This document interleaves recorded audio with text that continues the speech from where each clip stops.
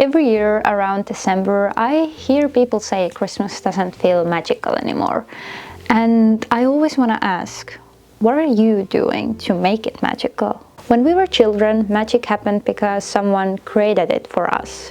Our parents baked, decorated, wrapped presents, lit candles, and pulled us into the rituals. As an adult, if we want that magic back, we have to become the ones who make it. So today, I want to share some of the ways we bring magic into December. The small traditions, the cozy rituals, things that make this season feel warm and alive for us.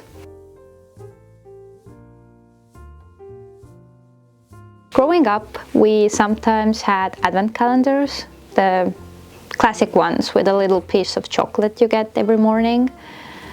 But honestly, as much as I loved them, I always looked forward to something else even more, the Advent Elves. So here, elves visit children throughout the Advent season, but they don't come every night, only when you've been good, which somehow made their gifts feel even more special. Instead of a predictable daily chocolate, you'd some mornings wake up to a little surprise in your stocking. Maybe a clementine, maybe a small Christmas chocolate, a granola bar, puzzles, or something else like that. Those unexpected treats were the best part. You never knew when the elves had visited. One year I got a crossword puzzle book, and it was like my favorite thing ever. And once the elves set up a treasure hunt for me for doll furniture, like small doll furniture, and I was convinced it was the elves because, as I quote little me, my mom hates small plastic things. Now we still have elves because who doesn't deserve a little treat now and then? And Mickey has decided he wants to play with his treat now. Mickey, psst. Look, I have a treat for you. Now that one is like better. I don't know. Okay. I still have my stocking from when I was a kid, and it now doubles as a stocking for both of us. We set it up each year, and throughout the Advent season until the Day of the Three Kings in the beginning of January, we have elves visiting us. Only when we've been good.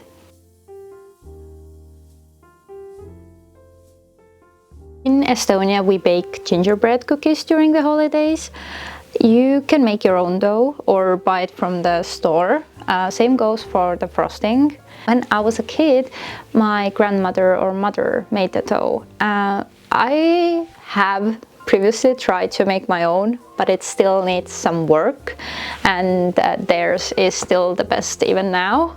We used to cut cookies, ate the dough, squeezed the frosting straight into our mouths when no one was watching. I'll be honest, we still do that. We still do that too.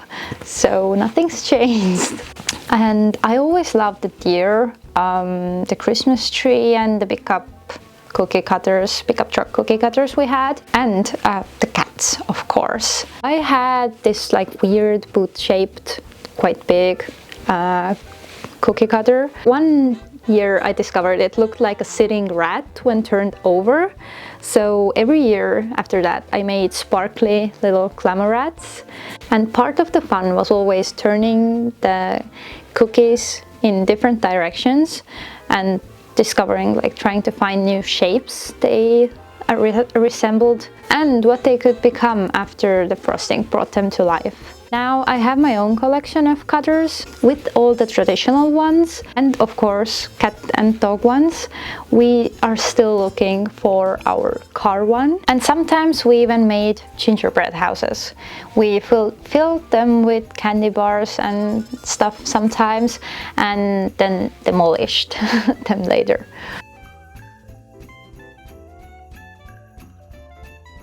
Let's talk Christmas decor. My mother always said Christmas decor begins on the 1st of Advent, not earlier. As a child, I didn't understand it at all. Like, why not in November?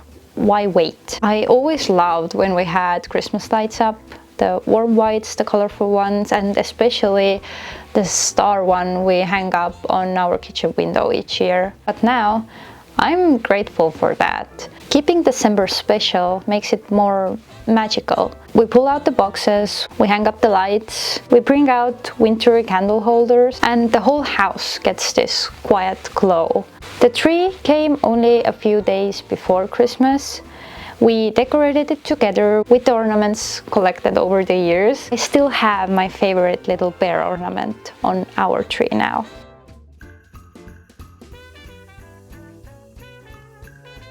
We used to search for a Christmas tree in our forest, choosing one that couldn't grow anyway, too close to another tree, under power lines or something like that. It felt right, giving it a new purpose. Now we have a fake tree, but we still like a real one for the smell and the vibes of it.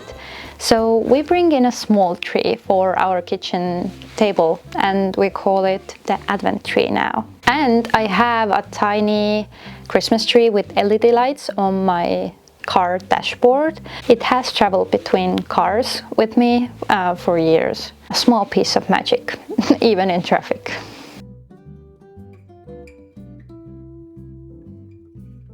Here, the Christmas holiday is for 3 days, but the main celebration is on the 24th, so Christmas Eve.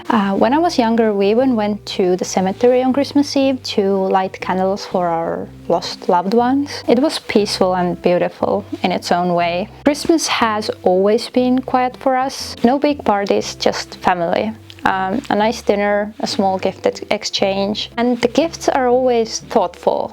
Something you need or want, or just something useful or sweet. From coffee beans and honey to, like, I don't know, tea assortments or more personal gifts. And pets for us get gifts too. A toy, some treats. In my husband's family, the dogs were always given bread on Christmas. And I remember a song from childhood that mentioned bringing bread for the farm animals during Christmas. I wrapped their gifts too and put them under the tree with other gifts. And on Christmas, we hand them to our pets and help them properly open them. It's small, but it makes me smile every time.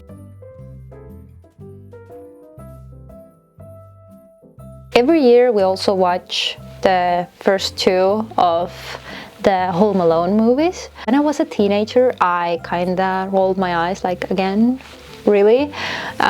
Secretly still loving it though. But now it's comfort.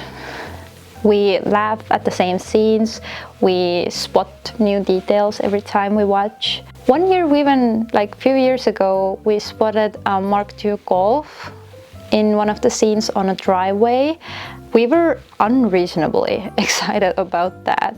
If the weather is wintry during December, we do wintry things. We go sledging, ice skating, or to the Christmas market. We always get hot glögg from there. It's basically like a mulled wine almost, and usually sea buckthorn one if they have it. One year we even joined the dancing that was going on around there. It was fun and helped us warm up in the frosty weather. And when it's rainy or stormy, like last year and probably this year too, we stay home because nobody needs to be drenched for the Christmas spirit.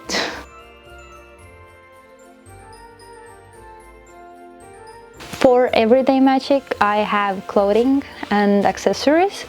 I love festive clothing. Sweaters, dresses, plaid skirts. I even have Christmassy sweatpants for lounging around in December. These and other ones with Christmassy print all over. My husband has a few Christmas sweaters now too, so we're officially a festive household.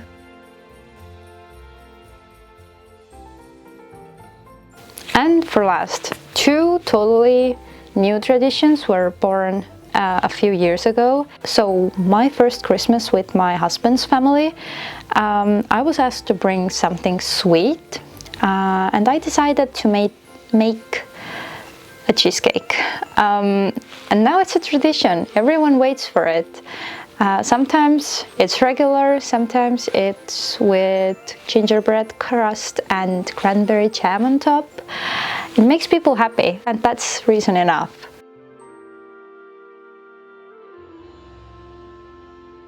And one of my favorite traditions is taking Polaroid photos at Christmas. The first year we only took one, and it's still hanging up with the other ones at my mother-in-law's house. I was actually afraid to use my camera because the film is kind of expensive and I wanted to save it for something special. But with each year I learned that life itself is the special occasion I was saving it for. These days we take few Polaroid photos with both sides of the family. No exact count, just enough for everyone to take one home, and sometimes an extra because the moment feels special. They are imperfect, slightly blurry sometimes, but that's what makes them so precious. Polaroids don't let you take 20 photos and choose the best one. You only get one. And there's such a magic in that. Christmas doesn't just happen. Magic doesn't fall out of the sky. Someone creates it with small rituals, smells, sounds, tastes, memories. If you loved something as a child, you're allowed to love it as an adult. Maybe the world needs more grown-ups who have elves visiting, who bake gingerbread houses, take Polaroids and wear silly sweaters, and give their pets Christmas presents. Magic isn't gone, we just have to make it. So, I hope this video inspires to create your own Christmas traditions. They don't have to be big, they just have to mean something to you. If there's something you loved as a child, bring it back. You're allowed. Christmas isn't about perfection, it's about joy, magic, and the little rituals that make this season feel like home. And I'd like to hear from you in the comments about the tradition you have now, one you loved as a kid, or something you hope to start. Wishing you a gentle, joyful holiday season. I hope you find a little magic this year.